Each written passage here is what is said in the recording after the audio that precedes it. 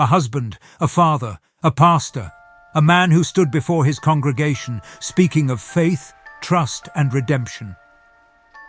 His words moved people to tears.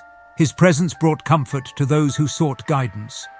His wife, Amara, believed in him, trusted him with her heart, her children, and their future. But trust can be dangerous. One night, in the quiet halls of a church meant for worship, Amara walked in on a moment that shattered everything. A moment so unthinkable, it turned love into rage, devotion into betrayal, and a marriage into a crime scene. How does a relationship built on vows and faith end with one of them never walking out alive? This is the story of a respected preacher, a hidden affair, and the deadly choice that left a family in ruins. Welcome to True Crime Theatre HQ. For more true crime stories like this, subscribe and hit the notification bell so you never miss an update. And don't forget to share this story with your friends. Eliakim Green was the kind of man people looked up to. A pastor, a leader, a husband, a father. His voice carried through the church with authority, his words a source of comfort for those who believed in him. For years, he stood on the pulpit, preaching about faith, love, and family. To his congregation, he was a man of God. To his wife, Amara, he was the man she had built her life around. Amara had always been a woman of faith. She believed in the strength of marriage, in the promises they had made before God, in the home they had built together. With 2 teenagers to raise, she worked hard to keep their family grounded in love. But something was changing. The man she had trusted for years was slipping away. The long nights at church, the guarded phone calls, the distance between them, things she couldn't explain, things that made her uneasy. And then there was Russell Mitchell, a man she had spent years trying to forget, her father, a man whose past choices had left her and her mother struggling to rebuild their lives. For most of her adulthood, she kept her distance. She had no interest in reopening old wounds. But Eliakim, he thought differently. He believed in forgiveness. He believed in second chances. He urged her to let Russell back in, to give him the opportunity to be the father he had never been. Amara wasn't convinced, but she wanted to believe that people could change. She wanted to trust her husband's instincts. After all, wasn't forgiveness part of faith? So Russell became part of their lives again. He came to church. He sat at their dinner table. He played the role of a man trying to make things right. But something felt off. Something about the way Eliakim treated Russell. Something about the way they spoke in hushed tones. Their conversations cut short when Amara walked into the room. The house they lived in, the church they worshipped in, these were supposed to be places of peace, of love, of trust. But trust is a fragile thing. And in the spaces where faith should have been strong, suspicion had started to take its place.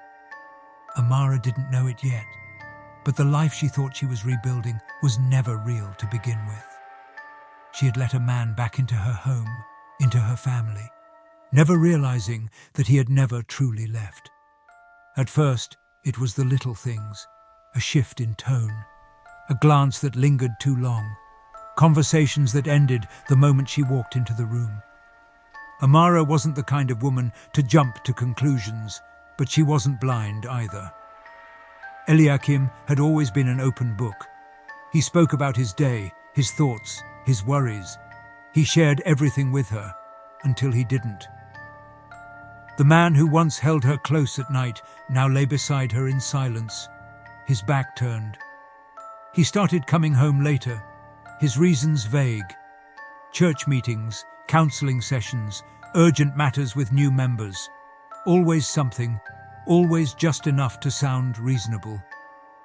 But there was something in his voice, a hesitation, a weight behind his words that hadn't been there before.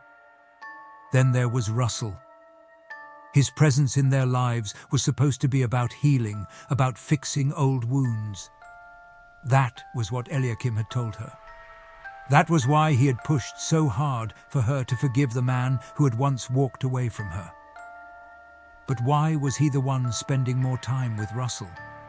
Why was he the one checking in on him constantly, inviting him to private meetings, guiding him through his so-called redemption?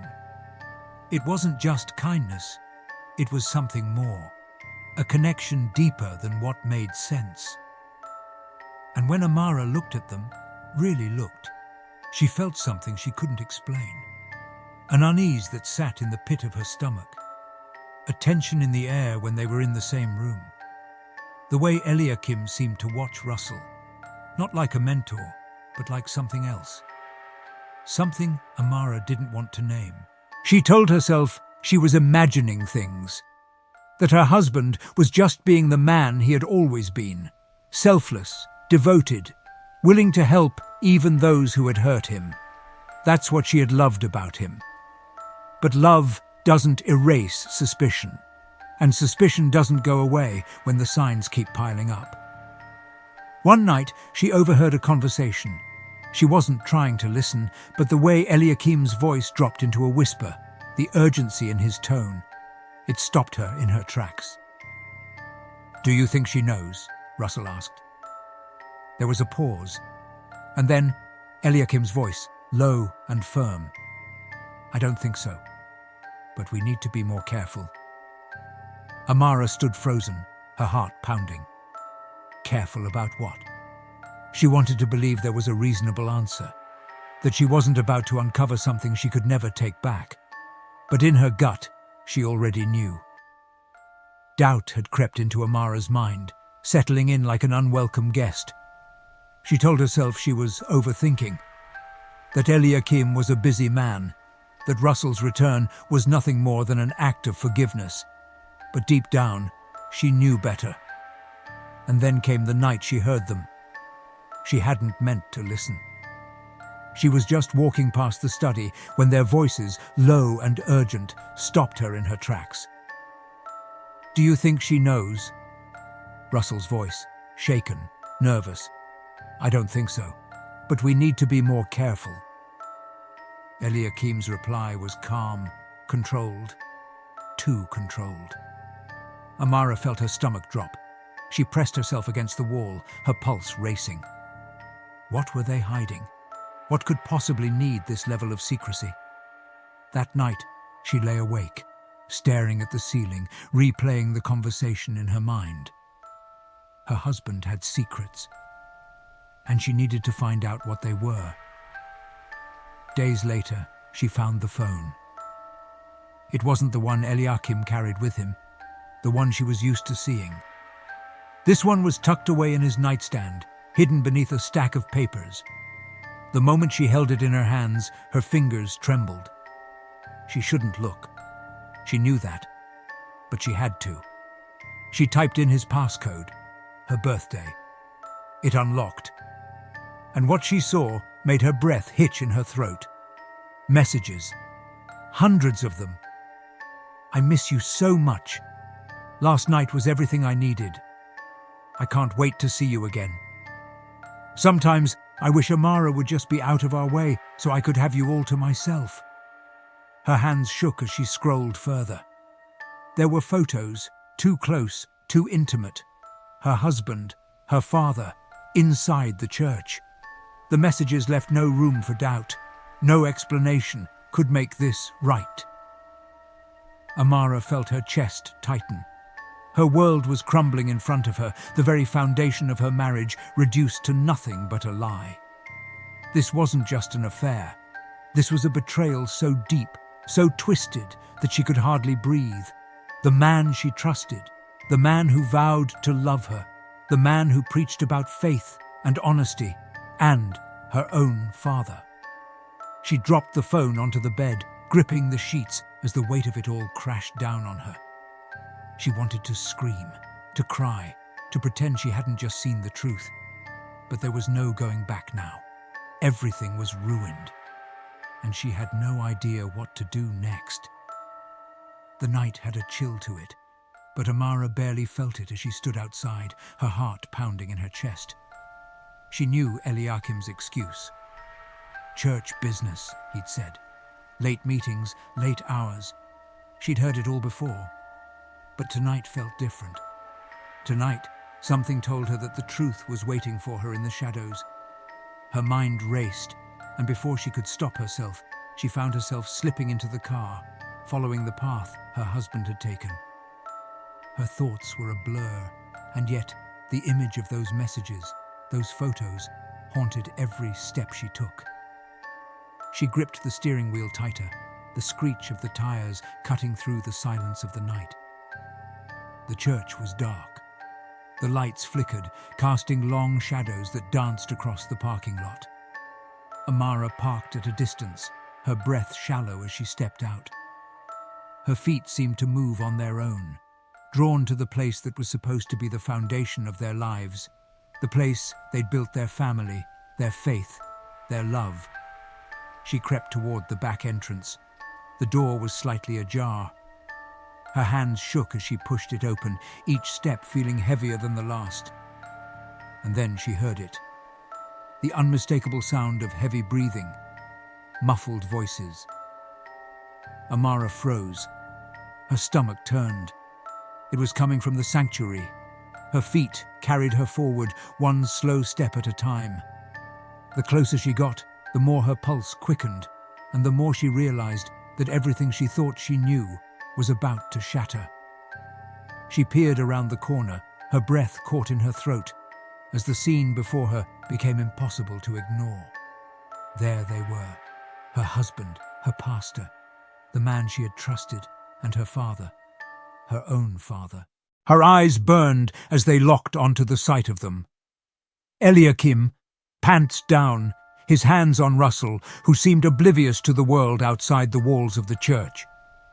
The room seemed to close in around her, the weight of the betrayal suffocating her. For a moment, time stopped. Her heart, her entire world, felt as if it had shattered in that instant. And then... Amara didn't think. She couldn't. Her voice tore through the silence, a guttural scream that echoed off the walls of the church. "How could you? How could you do this to me?" Her words cut deep, fueled by a mix of heartbreak and fury. Eliakim pulled away from her father in shock, his face pale, his eyes wide with guilt and fear. Russell, too, seemed stunned, unable to form any words. Amara's chest heaved with anger, the raw emotion spilling out. "I trusted you," she yelled, her voice cracking with pain. "I trusted both of you, and you did this. You destroyed everything." Eliakim, still trembling, stammered out something about mistakes, about regrets. But none of it mattered. His words meant nothing in that moment. Russell, standing there like a man who had been caught, tried to justify the impossible.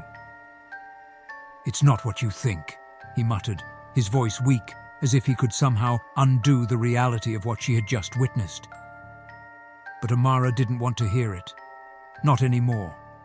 Her heart was breaking, each beat a reminder of the man she loved and the man she called father, both of whom had betrayed her in ways she could never have imagined. In that instant, there was no forgiveness, no room for explanations. There was only pain, raw, gut-wrenching pain.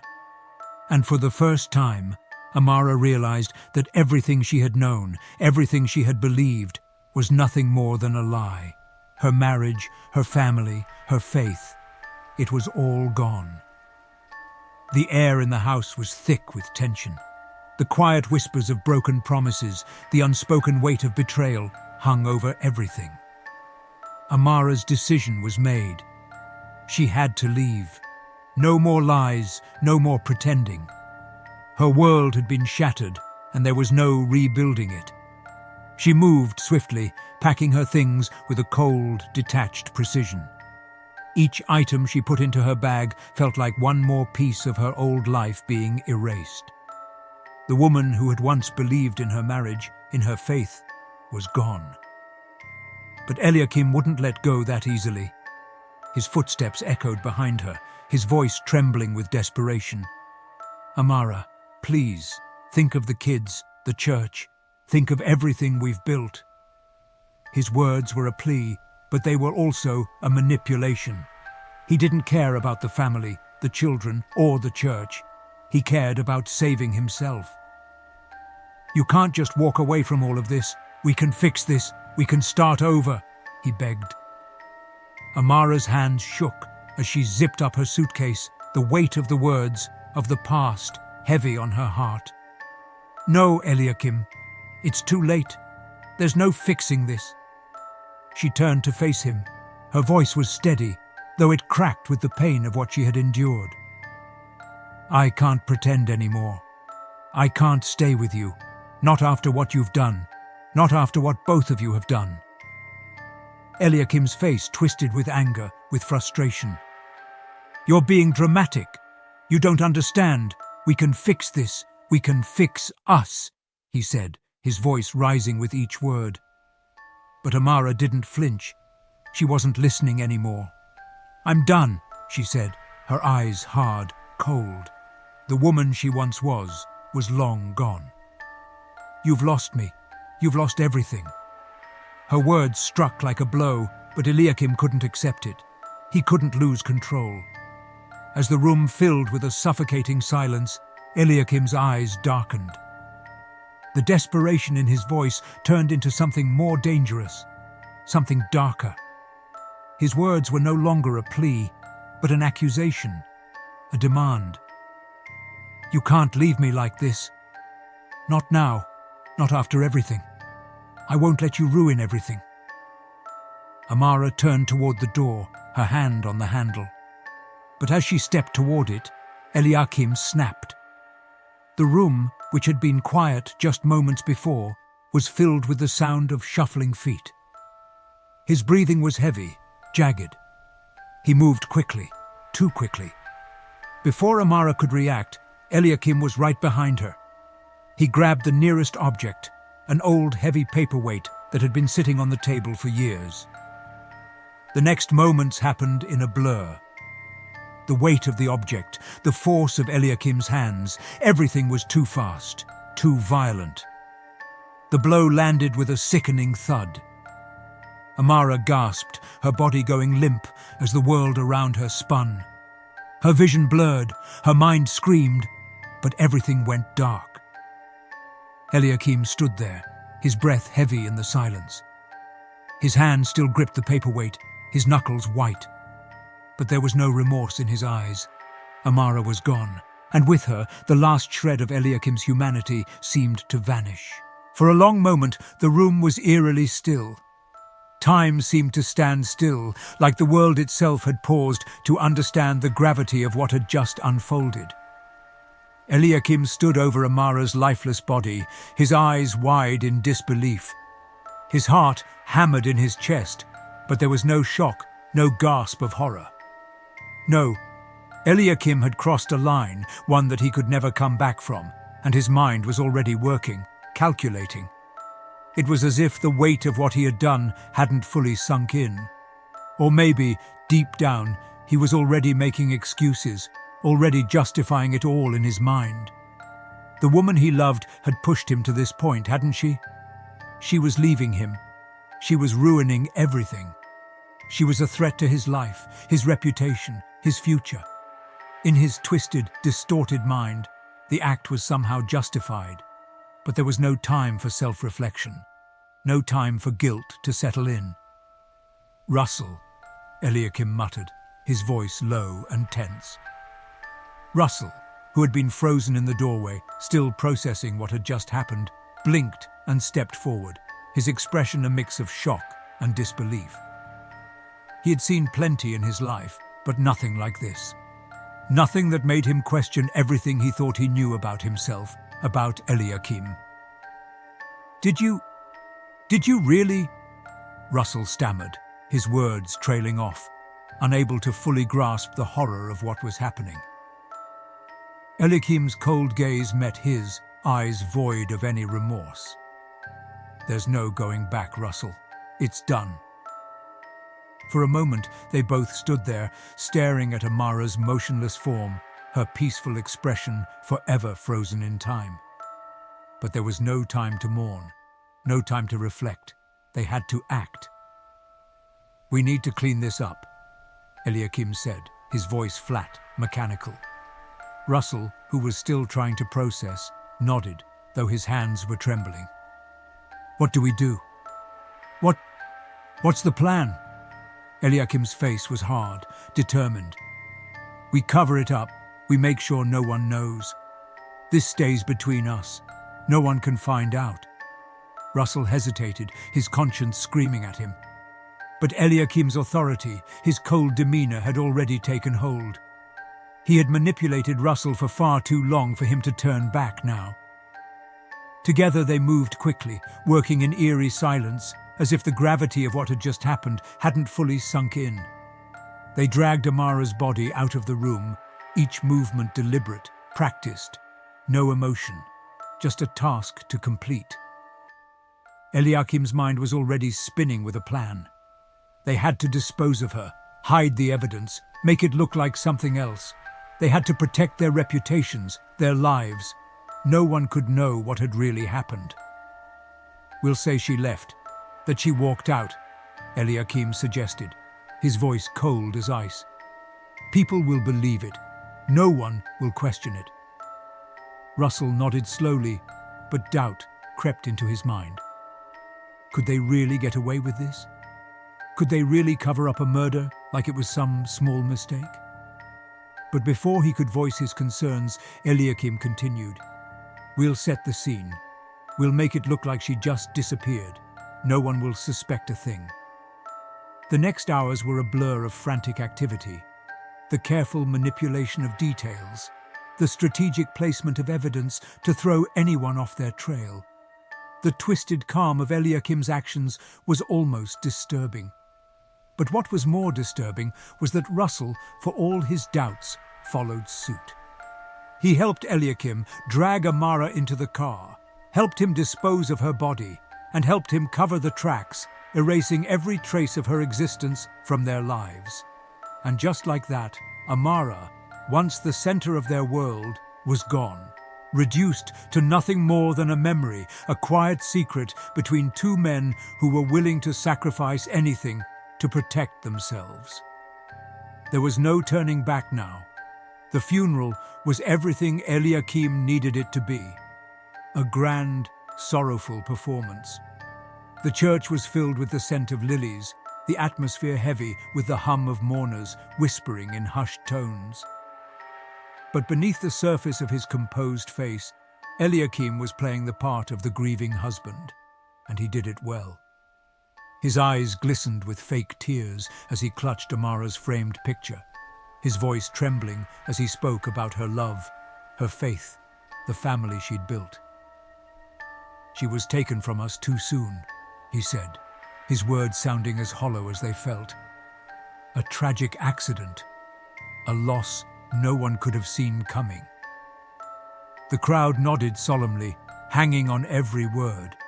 He had them exactly where he wanted them, believing the lie, mourning her death as though she had simply slipped away. But in the depths of his heart, Eliakim felt nothing but relief, a strange calmness that bordered on satisfaction. Behind him, Russell stood, a mere shadow in the background. His face was tight with guilt, his jaw clenched as he watched Eliakim. There was a war within him, a battle between his own conscience and the need to maintain the act, to keep the lie alive. His eyes flickered to the coffin, then back to the man who had become his willing accomplice. He had helped cover up the murder, helped dispose of the body, and now he was standing in front of a room full of people, playing the part of the supportive father-in-law, the solemn witness to the so-called tragic accident. But inside, the weight of what they had done was suffocating him. She deserved better, Russell thought, his heart sinking with the realization that the woman who had been so kind, so full of life, was now reduced to a mere victim of their greed and lies. Yet there he stood, next to the man who had orchestrated it all, both of them playing a role they could never escape from. Amara was gone, and yet, in this very room, her memory was being twisted into a lie, her death now a mere accident in the eyes of the congregation. Eliakim's voice rose once again, steady and controlled, as he addressed the crowd. "We will honor Amara's memory, and we will remain strong, as a family, as a church." He paused, looking out at the grieving faces. "But we must also continue to live, to move forward in her name. She wouldn't want us to dwell in sorrow, but to celebrate her life." The lie hung in the air, thick and heavy, like a dark cloud that no one dared to question. And for a moment, Eliakim felt a strange sense of victory. He had pulled it off. He had everyone fooled, the perfect facade. But behind the mask, something gnawed at him. It wasn't the fear of getting caught. Not yet. No, what bothered him was something far darker. The lies were becoming too easy, too ingrained. He had to keep up the performance, maintain the story. The people needed to believe this was an accident, that Amara had somehow vanished from their lives. But Russell wasn't so sure. As Eliakim continued to speak, Russell's gaze wandered, lost in his thoughts. He could still hear Amara's voice echoing in his mind, hear her laughter from all those years ago when they were a family. The betrayal was still fresh, the blood still on their hands. And yet, here he was, playing along with the charade. When the funeral ended and the mourners slowly filed out, Eliakim turned to Russell. "We did what we had to do. The church believes it. No one will suspect anything." Russell couldn't meet his eyes. He nodded, but the words felt wrong in his mouth, like a bitter taste he couldn't wash away. And so, the lie was set. The facade continued. To the outside world, Eliakim was the grieving husband, the man who had lost his wife in a tragic accident. To the congregation, Russell was the dutiful father-in-law, supporting the family in its darkest hour. But beneath the surface, the truth was far more horrific, and it was festering, waiting to be exposed. The guilt had eaten away at Russell Mitchell from the inside out. It gnawed at him, relentless and suffocating. Every day, the weight of the lie, the murder, and the cover-up seemed heavier. For weeks, he'd tried to block out the truth, bury it beneath the act he was forced to keep up. But with every passing moment, his conscience was becoming harder to silence. One evening, as the shadows grew long and the house grew silent, Russell sat alone. The weight of what he had done felt unbearable. He couldn't live like this anymore. With shaking hands, he recorded a confession on his phone, his voice trembling as he spoke. "I was there. I helped him. I knew what was going on and I let it happen. I didn't stop it." The words came slowly, each one like a weight being lifted from his chest. "I was complicit, and I am sorry, but I can't hide anymore. I have to tell the truth." Russell's confession was a painful release, but he knew it was only the beginning. The authorities were closing in, and the truth would come out. The investigation into Amara's death had seemed to stall for weeks, her tragic accident now a distant memory for most. But then, one small detail unraveled everything. A missing piece of the puzzle, a credit card transaction linked to Eliakim's account, a transfer of money to Russell, a large sum disguised as a donation to the church. The authorities began digging deeper, and soon they uncovered a string of transactions, each one more incriminating than the last. What began as a simple question about Amara's death had turned into an investigation into the church's finances, Eliakim's secret dealings, and, eventually, the truth about the affair. As the investigation continued, Eliakim's perfect facade began to crumble. The press pounced on every new detail. The man who had once been the pillar of his community, a beacon of faith and trust, was now revealed as a master manipulator. It wasn't just the affair that had been hidden, It was the fact that Eliakim had been using the church's funds to silence Russell, paying him off to keep quiet about their secret relationship. Russell had been financially dependent on Eliakim just as much as he was emotionally entangled in the lies. But now all of it was exposed. The trial was a public spectacle. The courtroom was filled with reporters, family members, and churchgoers, all eager to witness the fall of the once respected pastor. Eliakim sat stoically, his face a mask of defiance. He had been the man everyone trusted. Now he was a man on trial for his life. As the trial unfolded, Eliakim's deceit became impossible to ignore. His manipulations, his lies, and the truth of his affair with Russell were laid bare. The church donations, the hush money, the calculated steps he'd taken to keep his dark secrets safe, all of it was exposed piece by piece. And yet, as the trial dragged on, Russell sat in the back of the courtroom, a broken man. His confession had come too late, and though he tried to redeem himself by speaking out, the damage had already been done. The remorse was written all over his face, his guilt evident in every word he spoke. "I was weak," Russell admitted, his voice barely audible. "I let him manipulate me. I didn't have the strength to stop it. I couldn't stop him." But no amount of remorse could undo the damage. Eliakim's web of lies had ensnared them both, and now the truth was inescapable. As the trial reached its climax, Eliakim sat silent, realizing that his world had come crashing down. The lies, the betrayal, the murder, nothing would protect him now. The truth had surfaced, and with it, the consequences of their actions. The consequences of Eliakim and Russell's actions echoed through every corner of their lives, but none more so than within the church and the family they had both betrayed. The community, once united in faith and trust, now found itself fractured, its foundation shattered by the unimaginable actions of the two men they had revered. Amara's death left a void in the hearts of all who knew her. Her children, now without a mother, were forced to navigate a world turned upside down. The man who had once been their protector, their father figure, was now a murderer, unrecognizable from the person they had trusted. The congregation, devastated by the revelation, struggled to comprehend how the very man they had looked to for spiritual guidance could have been responsible for such treachery. The trust they had placed in him was gone, leaving only disbelief and grief in its wake. But it was Eliakim's own collapse that completed the tragedy. The man who had once been the center of a community, the leader of a church, now stood as a hollow shell of his former self. His confession, empty and unconvincing, did nothing to heal the wounds he had inflicted. He had hoped to maintain his image, to preserve some shred of dignity, but in the end, nothing remained but his guilt. Eliakim was sentenced to life in prison.